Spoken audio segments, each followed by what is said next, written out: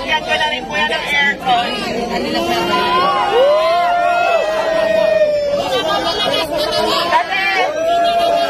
Kasi nabalitaan ko na nagpapahinga lang daw siya dito sa sasakyan, kaya ayan. Rosmar ng malakas! Ayan, may ako na pag pinagawa ko kay Bangkiel. So, ilalagay ko sa vlog kung saan. And then naman, ready ka na ba sa next kahon natin? Na magpapabago ng buhay mo? Ready ka na ba sa next kahon? Ready ka na ba sa next kahon? Ready ka na ba sa next kahon natin? Ayan, pakitaas nga lang, Tyra.